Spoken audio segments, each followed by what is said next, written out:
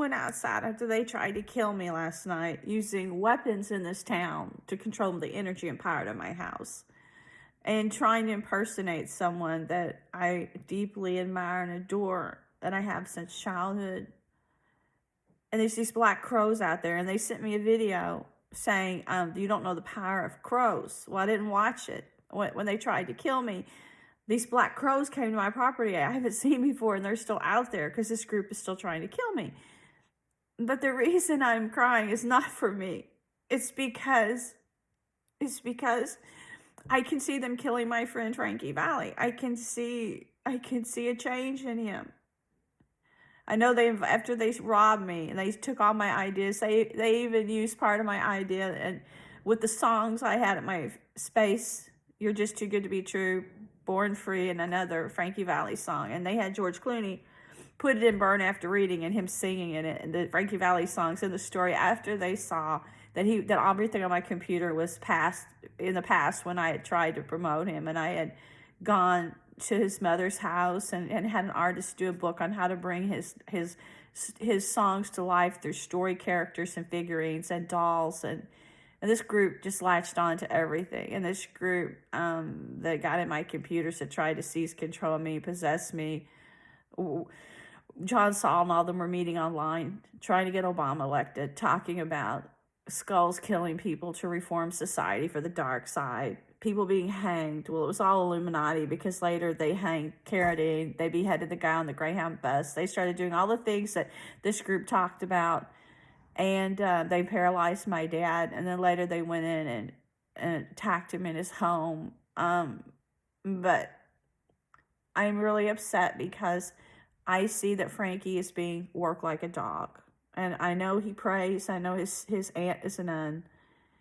And what is killing me is the way I'm watching this Terminator, they call Ocean's 11 Exterminator after like Ocean's 11 movie, killed the people that once represented heaven to me. Frankie was the one who made my teen years bearable, because, peer pressure and being a girl stuck in the 50s when I was the only one listening to his songs. I remember all the other people were listening to Boston and Chicago in high school. I had someone who sang songs about nice girls and love. And love was what I dreamed of as a teenager. And all of Frankie Valli's songs have more love in them than any songs ever written. And when I saw him at age 15, and I heard him sing, I felt my spirit really go above the rafters of the building. I felt like something was drawing me up to the heavens. It was so sweet. And so I always wanted to promote him so that old-fashioned love and romance would not be replaced by Madonna and Prince. As a teenager, I was very perceptive to such things. Like I said, I saw the future. And then I got this invite to this conference, and these people knew I had this gift. They called it a light. They called it God within me. And they want to try to kill me to make me an offering for the Antichrist, which is crazy. But I am deeply wounded today, because I have been so sad watching Frankie's last concerts, his latest ones. And I think they're just using him for some kind of puppet. Like before David Bowie died, they were already announcing that week his new release, Lazarus. And in Lazarus, you see this dark force coming out of the cupboard in his, I guess, insane asylum room or nursing home room.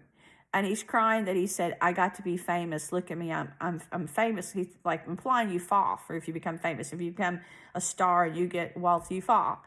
And this beast was going to devour him. He was already blind, and he was losing control to this thing. Well, they try to make me think I fell. I haven't fallen. I'll never fall from the Lord's grace. He's a part of me. And if I do, my soul will go to the God that's in me. But I cry for the souls that have fallen. And I just want to just put my arms around Frankie, and I just want to console him and give him enormous light and just embrace him like a child, because I know he's under spiritual attack. I know he's a great man, and I know he has a bright twinkling light and a beautiful heart. And I cry for all the pain and sorrow that he had to go through since his boyhood, because he wanted to be famous, because he felt beneath everyone. He even talks in one of his videos to his friend when he's doing Hickory, hey, this is ghetto, this is us. I'm like, Frankie, you were never ghetto. Just because we're born somewhere, it doesn't make us who we are. But you have something in you I have never seen before. Never. And it was enough to make me live on dreams all my life. And it was enough to make me love beyond the love I've ever known that took me straight to heaven. I know if you are a part of this Illuminati, it's because you have no choice. This darkness is embracing everyone. And I know that no one has ever taken me that close, I think, to heaven, except for my parents, his sister Alwina. You know, people in my family that are just naturally angels. You know, they say it runs in our family, white auras and stuff. But I just hope that you never perceive your character or your soul as of this world. And you never embrace the thing that is what is killing you and others. I hope that you can just see the light and God in you that I do that makes you sparkle. And you can only remember how many souls out there you lifted from darkness like me in this treacherous world by that sweet angelic voice that sang like a bird to our hearts and souls that no other voice ever has that I've ever known. And you be strong for you and stop giving all your energy away to others. Stop fighting for everybody else's battle. And just ask God to look at your good deeds that you did in this world. And all the people like me, you gave a reason to live that couldn't have just endured this cruel world without your music or your beautiful heart. And I hope someone is there to console you and make you see the angel in you. So if you do perish, you fly free with no more worldly trappings or darkness or all these vile, disgusting people in the business you're in that just wanted a piece and a part of you your whole life till you felt there was nothing left. There's still plenty left.